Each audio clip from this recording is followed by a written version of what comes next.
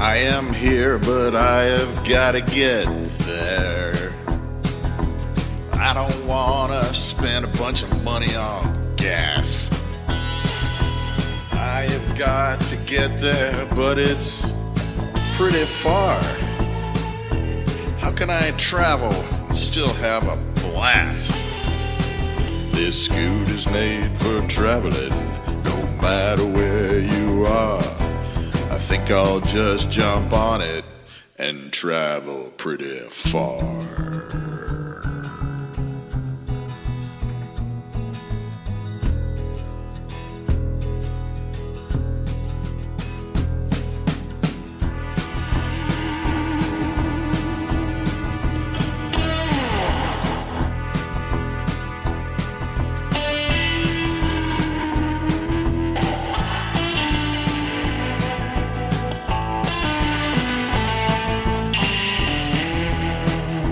Whoa, Dagwood Streets on guitar.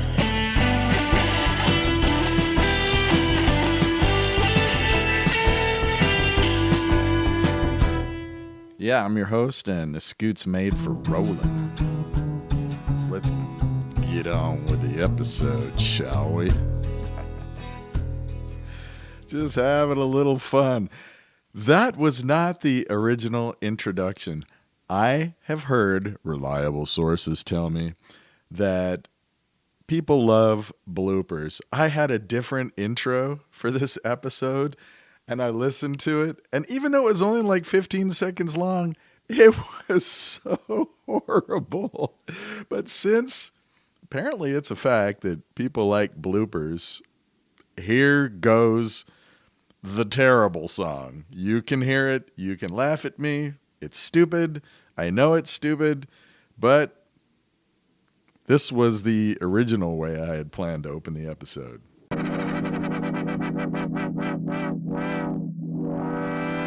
Mount up. I have got far to go, don't you try to stop me now. I have got far to scoot, don't you try to stop me. I have got long to go, don't you try to stop me now.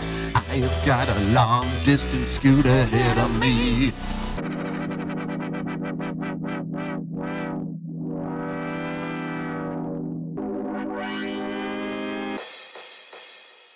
That's right, scooter heads. Put the clues together. The title, the intro. We're talking about long distance scooting.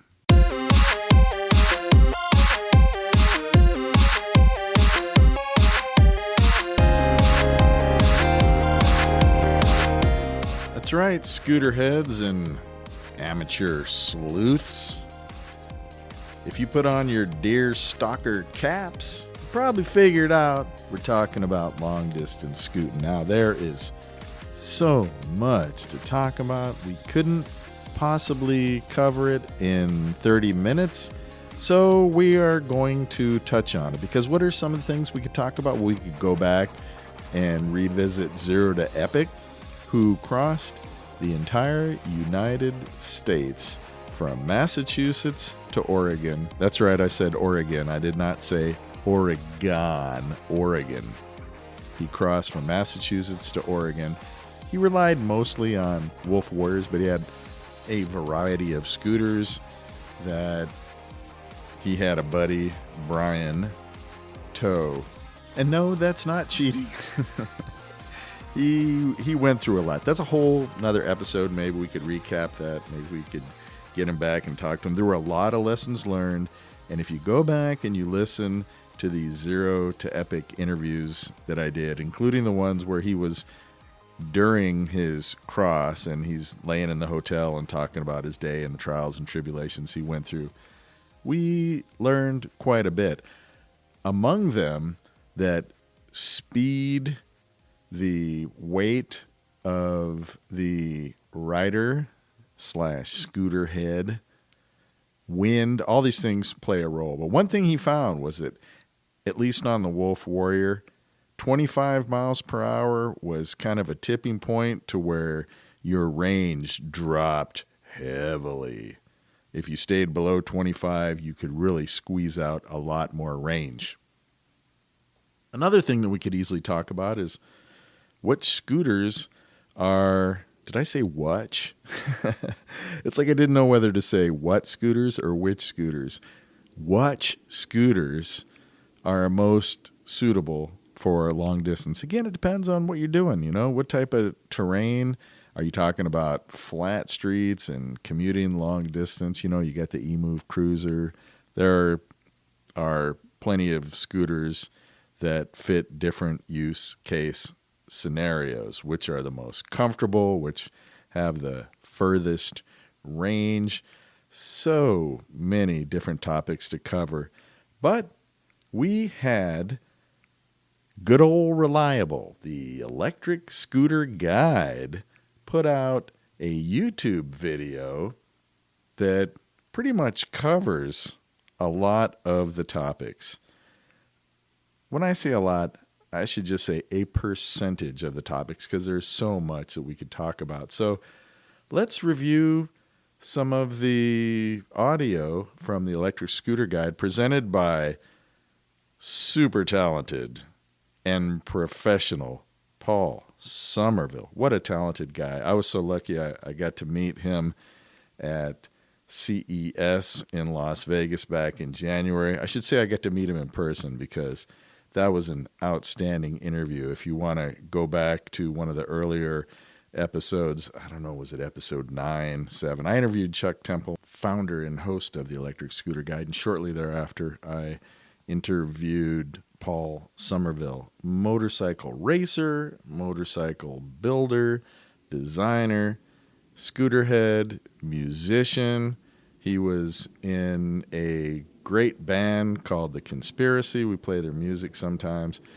And he was the presenter for this particular video. He just has a great voice. He did a little promo for the Electric Scooter Podcast where he said, my favorite podcast. And you can hear us at the end of that promo. Maybe I'll play it. It was interesting because I was standing with a group of people. I just handed him my cell phone. And he was immediately just professional and perfect right out the gate. So much so that we all started laughing. He is just a very polished speaker. He's intelligent. I don't know. I could go on and on. He's a great guy. And it was interesting that I asked him just to do a promo, and he said, my favorite podcast. Super cool. I mean, come on. It didn't take him a second to think of that. Let's go ahead and give a listen to what he had to say about long-distance scooting. And by the way, I plug them all the time. If you're listening to this podcast and you don't watch the Electric Scooter Guide, I really think you should. The Electric Scooter Guide is a large reason why I even started this podcast. I contacted them and I said, you guys got to do a podcast. I want to listen to things about scooting. And they said, nah, why don't you do it? I don't think really the thought even occurred to me. And then, why don't I? And so I did, and the rest is history. This is Paul Somerville with Electric Scooter Guide, and you're listening to my favorite podcast, the Electric Scooter Podcast with Dagwood Streets. Damn, you're so good, man.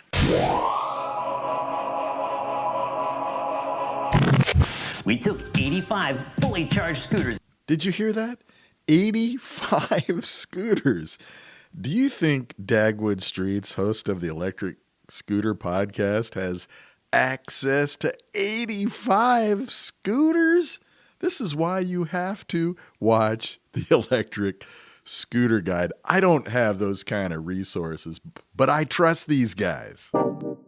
We took 85 fully charged scooters and rode them on our range test course until they just stopped going, so we could determine which ones are the world's best long-range scooters. We used the same rider weight, same riding style, and each scooter set to its highest performance mode. Then we picked the best in 10 different categories. So we've got the perfect long-range scooter for you, whatever your situation. We rode them all on the same 1.6 mile test loop in real world conditions, the way a real rider would. In other words, we ride as fast as safely possible, with faster scooters hitting peak speeds of up to 35 miles per hour between stop signs. And since the world isn't flat, our test loop includes 300 feet of elevation change per lap. So in this video, you're going to see some pretty different numbers than the maximum range numbers quoted by most manufacturers, which are often based on riding 15 miles per hour on flat ground without any stop or go. Before we jump in, I should point out that we'll be going in order of increasing price to cover the best weight, price, and use case for everybody. Best long-range scooter for new riders. Apollo Air is not only light and long range, it's without a doubt the best handling scooter made for new riders. It's also got a great app which shows how many miles of range are remaining while you ride, and a navigation feature that calculates whether you have enough juice to get there before you even leave. Its 17.7 miles of tested range is good for about an hour of spirited urban riding. While the Air Pro is easy to ride, it's still fun for experienced riders, and that's why it's one of the top 3 scooters I use in my last mile commute every week. Just a couple things that Paul didn't mention on the video, but you can find on the Electric Scooter Guide's review of the Apollo Air on their web page. There are 2 Apollo Airs. The Apollo Air and the Apollo Air Pro. The difference in price, $550 for the Apollo Air, more or less. You know, sometimes if you go to Electric Scooter Guide's webpage, or even Ginger on Wheels or some of the other folks out there, you can get a discount code. So that's about, so I say about $550. Depends on tax in your area, that kind of stuff. Whereas the Apollo Air Pro is more like $700. What's the difference?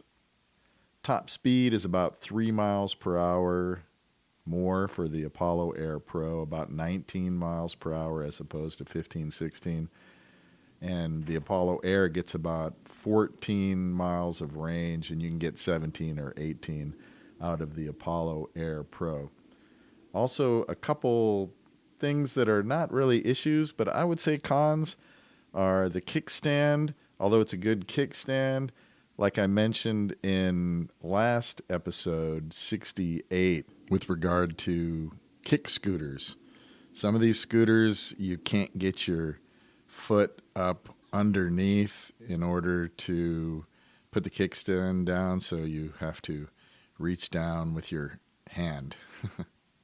Unless you're a monkey and you got those kind of feet with the long toes that you can reach up under the deck. Best long-range value. The Horizon is like a small pickup truck, versatile, rugged, and just gets the job done. It punches above its class with a staggering 26 miles of range, 24 mile per hour top speed, and unstoppable hill climbing power. It's also got surprisingly good front and rear suspension, so you can cover the whole 26 miles without wearing yourself out. I wholeheartedly agree with the Fluid Freeride Horizon, as I own one myself, and it is just a great all-arounder. It does a little bit of everything, and it does everything well. It's like a Toyota Corolla. It has good range. It's comfortable. It's fast enough. It's nearly indestructible, except for the kickstand. Kickstand broke like the 3rd day I owned it. That thing was seriously weak sauce. But you can buy it from Fluid Freeride, and they now have offices not just in Florida, but they have one in New York, and they have one in the San Francisco area. And it's very similar, the Fluid Freeride Horizon is very similar to the 08. So that might be up for consideration as well. But wow, the Fluid Freeride Horizon, it's not super heavy. You can just toss it in the car, go anywhere. If you got a buddy that wants to ride along with you, but he's intimidated by your beast scooter or she, you can let them have a ride on that, and they will love it. You know, little girls ride it up to big burly men, big dogs. So Fluid Freeride Horizon, yeah, +1 on that. Best long-range scooter for reliability. No range test list would be complete without including the Segway 9bot Max. Famous for reliability, long range, and for being the #1 scooter for commuting in the rain, it's no wonder the Max is such a popular sharing scooter. With a top speed of 17.8 miles per hour, it's the slowest scooter on this list and not the most exciting to ride, but on the other hand, it's so practical that people tend to keep them around as a second scooter long after upgrading to something faster. Again, choosing the Segway 9bot Max for reliability, kind of a no-brainer. Totally agree with this one. It's an interesting scooter. You know, if you want something as a backup scooter or your first scooter, it's just going to run and run. The tires come from the factory with the goop in it, and it's not tantamount to putting slime in your tires.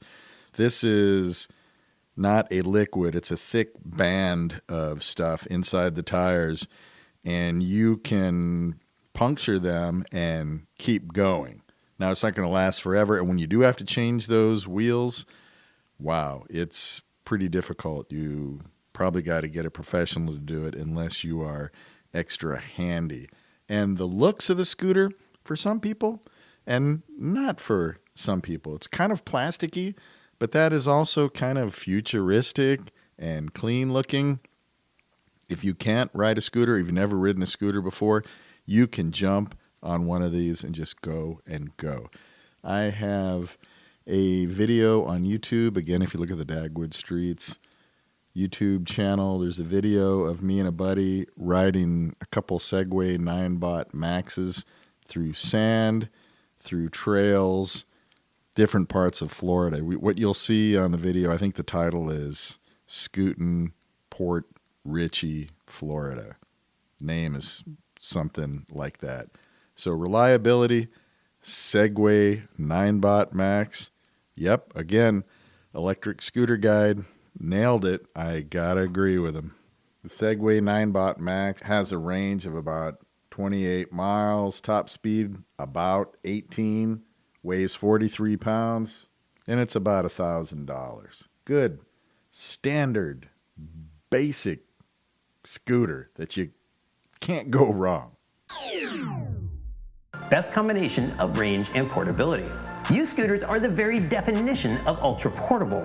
While the U-Scooters GT-SE has the shortest range on this list at 15.2 miles, it's also the lightest and most compact by far, making it easy to switch modes of transit throughout the day. I've never owned a U-scooter, but if I recall my interview with Chuck Temple, I think that was the brand that was his very first scooter. If you look at U-Scooter's webpage, you will see there is conflicting information with what Paul Somerville just said. And that is because scooter companies exaggerate. So go with what Paul says. On the webpage, U-Scooters claim that the range is more like 27 miles. They're exaggerating. The price is about $1,000. Might be able to negotiate and get a little bit off on that. But it does have a rear drum brake, like the Fluid Freeride Horizon that we just discussed. And although drum brakes are old technology and people may scoff at them, I'd like to tell you that they do a little better in water, sand, and gravel. They're nearly maintenance-free and last forever. Do they grip as well as a disc brake? That's debatable, but don't diss the low technology of the drum brake. I happen to be a fan of them, and on lower price scooters like the Fluid Freeride Horizon, I think it's actually a good thing. So this scooter, the U-Scooter GT-SE, the SE stands for Smart Edition, and that's because it has what they're calling a sport controller that has Bluetooth technology. It has over 700 watts of motor in the power, and they say can reach a top speed of 25 miles per hour. So again, you're going to hear differing information between what the manufacturers say and what the Electric Scooter Guide says. But remember that the Electric Scooter Guide actually rides these scooters in real life situations, up hills, down streets, around corners, folks of varying weights. So between the two, you definitely are going to want to trust what the Electric Scooter Guide says. In fact, I would almost say ignore whatever the manufacturer says and go ahead and go with what the Electric Scooter Guide says. The one exception was the Fluid Freeride Horizon. The Electric Scooter Guide actually got a little bit even more miles of range than what the manufacturer published in their literature and online.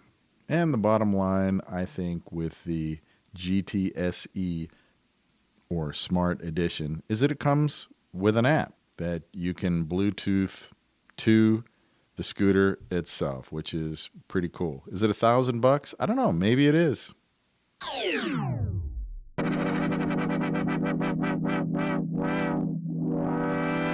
Mount up. I have got far to go. Don't you try to stop me now. I have got. Whoa! Stop it. Stop that right now.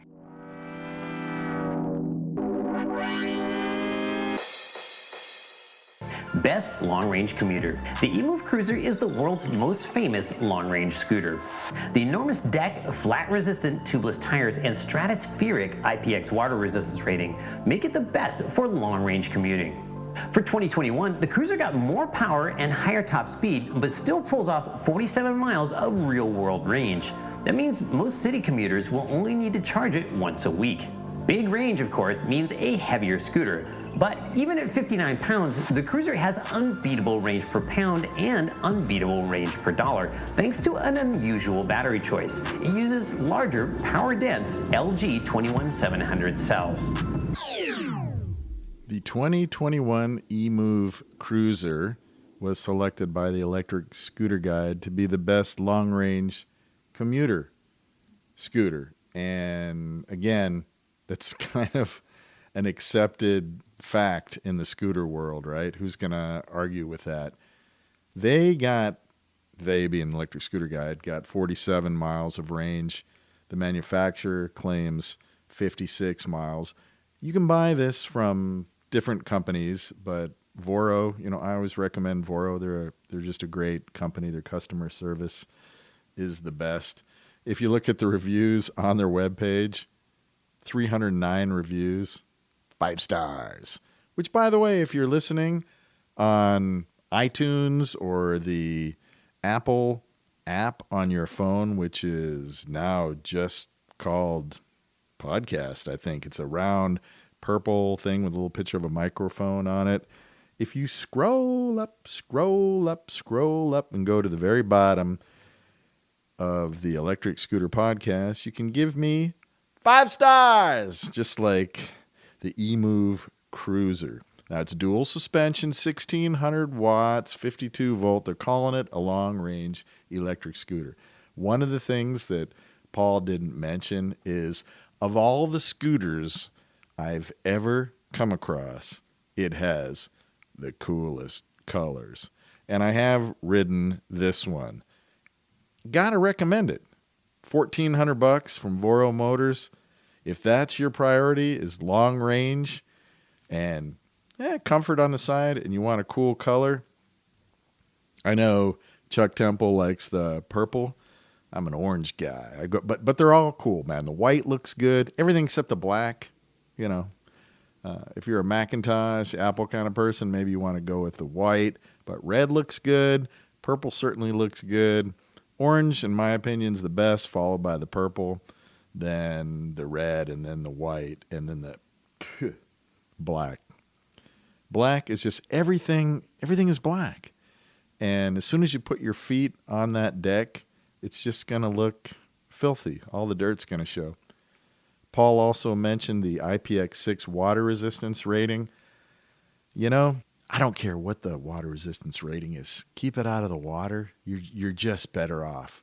For so many reasons, this is a half an hour podcast I'm not going to go into. Just keep your scooter out of the water. Please do yourself a favor. And the tubeless tires. Again, that is one thing that I look for. In an orange color with tubeless tires, and you want to go long distance and you need to go up hills, cool looking, practical, priced correctly, great scooter. Comfortable to ride. You know, I like this scooter. The E-Move Cruiser in orange. Best seated scooter. To be fair, as they would say on the hilarious show Letterkenny, made in Canada, which if you're not watching that, what are you doing with your time? Seated scooter. I don't know how I feel about that. I think I have to process it a little more. When I was in Ecuador, very nice scooter company let me ride their scooters. Again, if you look at my video, the Dagwood Streets channel, Scootin' Quito, you'll see more details. And the name of the scooter shop, by the way, is Vortex, Vortex. Great group of guys. If you're ever in Ecuador and you want to scoot, all of the scooters had seats. And when I said, I don't want a seat, they're going to let me go for a ride around downtown Quito, which I did. They didn't know what to do. He wants, what? Maybe I'm not understanding this guy. He wants me to remove the seat. And even then, I didn't like it because where I had to place, actually it wasn't that bad, but where I had to place my rear foot, again, I'm goofy foot, right foot forward, left foot to the rear. I don't know, man. For long distance, putting my foot on that, unless you have some really thick-soled shoes, then maybe you're okay. Even then, it actually gives you a place to kind of anchor your foot if you're doing any kind of fancy scooting. But I kind of think if it has a seat, it's an e-bike. I don't know. Is it an e-bike and then you remove the seat so it becomes a scooter? Or is it a scooter and then you put the seat on it and it's an e-bike? It just seems to me the worst of both worlds. If you want a e-bike, buy an e-bike. You want a scooter? Buy a scooter. I don't want a seat on my scooter. Is it a really crappy e-bike? Or you take the seat off and it's a crappy scooter? I don't know. Just my 2 cents. To be fair, It's a good thing Voro's E-Move Roadrunner has a seat, because with one quick battery swap, this scooter can cover an ESG certified 66 miles. That's 3 hours of non-stop urban riding. At 15 pounds, the Roadrunner's battery is just the right size to maximize range without being too heavy to carry. It also means you can lock the scooter up outside and just bring the battery inside to charge. The Roadrunner is super fun for cornering or fast cruising, and anybody who can ride a bicycle will have no trouble riding one. Best long-range scooter for sport riding. The Apollo Phantom. wait, what? The Apollo Phantom. Long-range sport riding. What scooter did you say, Paul? The Apollo Phantom. Oh, no. You had me this entire way until you said, The Apollo Phantom. 'cause I can't go for that. No can do. I'm sorry, Paul. We got to part ways. I shouldn't say Paul. Electric Scooter Guide. They come to conclusions. They're smart people. A lot of people ride them. They do extensive testing, and they are able to ride a wide variety of scooters. So their opinion really counts. The Apollo Phantom version 1 was just, sorry, it was horrible. You couldn't read the LED in the sun. It was horrible at maneuvering, especially at low speeds. Well, I guess at high speeds it was good. So I can see why they have the sport, long distance sport. But man, I rode the version 2 at CES, and I had heard, they corrected the problem. So I was really looking forward to it. And that's a scooter that was really anticipated before it came out because it was consumer driven. Apollo took a lot of feedback from their customers and then went to the manufacturer in China and said, we want this, this, this, and this. But, I really like low speed maneuvering. It's one of my favorite things to do on a scooter, just little figure eights and balancing yourself around rocks and things like that off-road, I wouldn't take an Apollo Phantom off-road. To be fair, this is sport riding, long distance, right, is the category. So, okay, I kind of get it. What would my scooter be? What would I select? Kim OXO or Mantis Pro. And I can see the argument either way. You could go either way. It's a matter of taste. The Kim doesn't bolt you forward when you get on the throttle, and some people would say that's slow, so how could it be sporty? I prefer to call it measured throttle or linear throttle.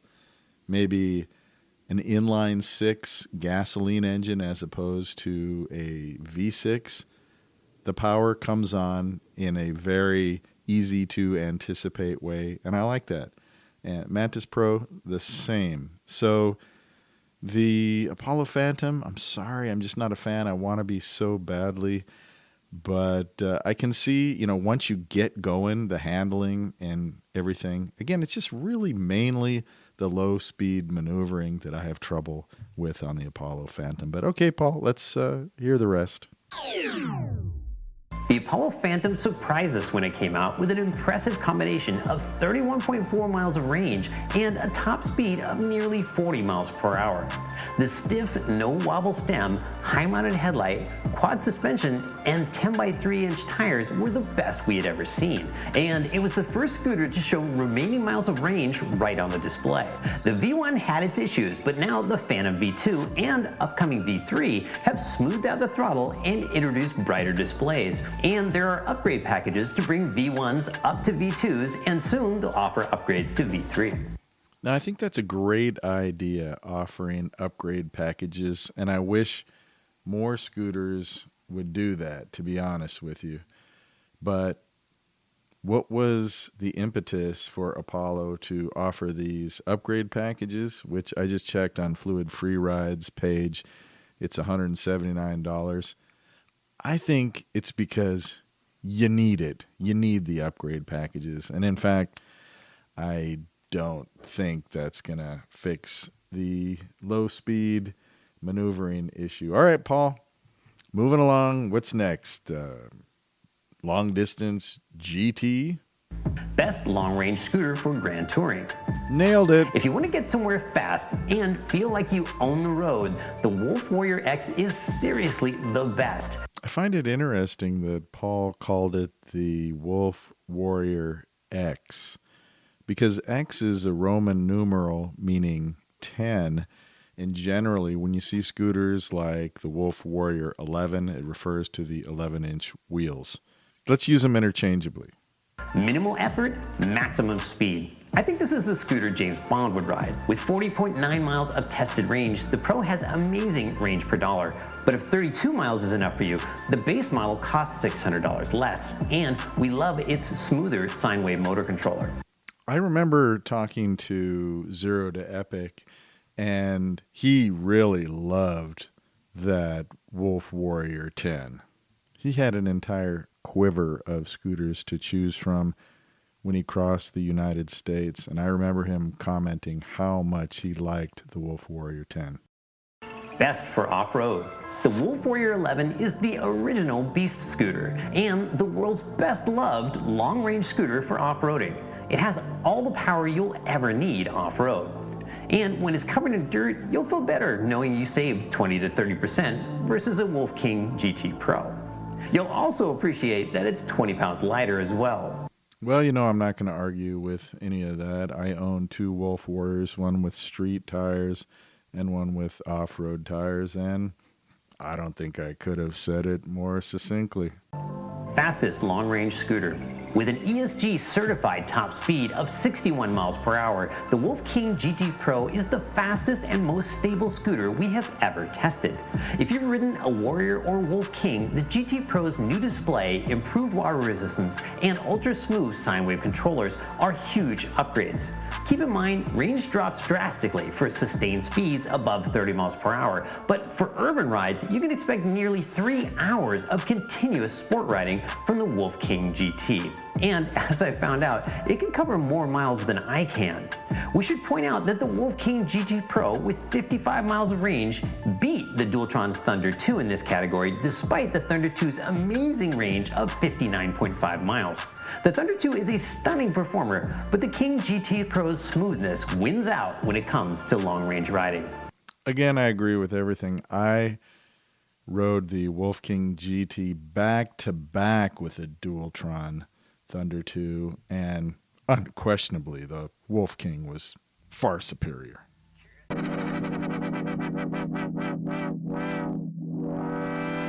Mount up.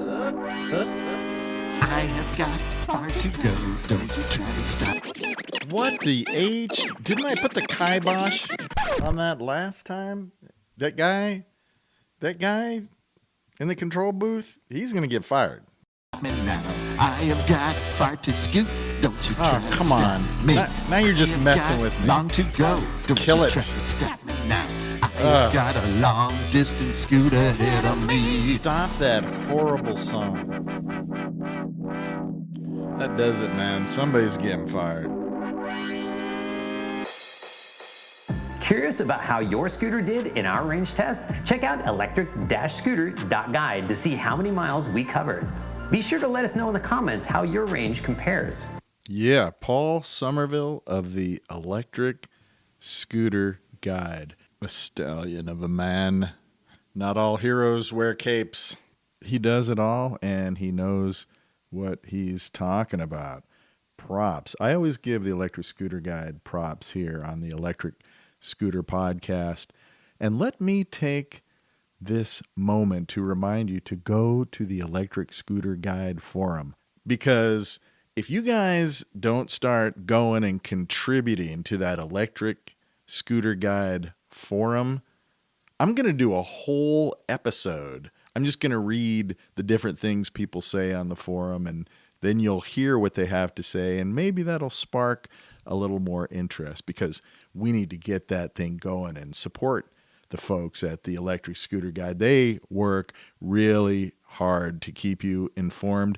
Not to mention, their videos are interesting and fun to watch, even if it's a scooter you have no plan on ever buying. The production quality, the personalities, they're just a good group of guys. And I'm going to add a little bonus section to all the hard work that they did, because I tallied up the cost of each of these scooter and looked at the range at the Electric Scooter Guide, and I placed them in order of how much bang for buck you're getting. So scooters with longer range that cost less money come out on top. Let's go. Number one, no surprise, the eMove Cruiser was number one with a bullet by a long shot. Second was the Fluid Freeride Horizon, followed by the 9-Bot Max in the number 3 position. Number 4 is the Wolf Warrior 11. Number 5, Apollo Air Pro. Number 6, Wolf Warrior 10, or X, as they call it over at the Electric Scooter Guide. Number 7 was that seated bicycle thing called the Road Runner. Number 8 and 9 was a tie, the Wolf Warrior GT Pro with the Phantom. I don't know if that's version 2 or 3. I think it's version 2. Between the two, you want to get the Wolf Warrior GT Pro, obviously. Don't buy the Phantom. Last place was the U-Scooter Booster GT SE. But remember its purpose. It's very easy to fold up. It has a cool app and all that kind of thing. Just because it's in last place, don't let that dissuade you from buying that scooter. I hope that was helpful. I got an email from iTunes a week or two ago saying after my last episode, I had over 6,000 listens. So people are listening. So take the extra step. Go to the Electric Scooter Guide. Go to the forum and just contribute whatever scooter you have. Or if somebody asks a question that you know the answer to, go ahead and chime in. It's no big deal. And with that, we're way over time. This is the end of the Electric Scooter Podcast, episode 69 on long distance scooting. Thanks to Paul Somerville and the Electric Scooter Guide for providing the ammunition for what we bazookaed at you to keep you entertained and informed. And our quote this week, James Brown said, "I might not know karate, but I know crazy." So until next time, keep the shiny side up and the dirty side down.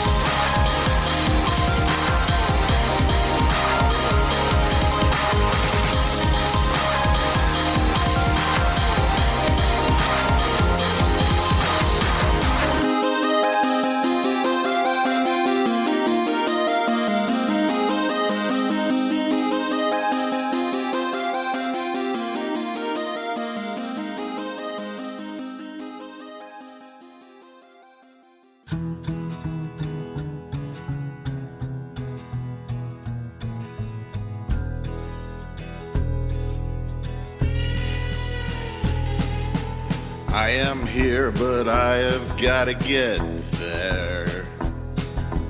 I don't wanna spend a bunch of money on gas.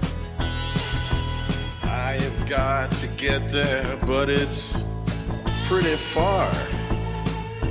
How can I travel and still have a blast? This scoot is made for traveling, no matter where you are. I think I'll just jump on it and travel pretty far.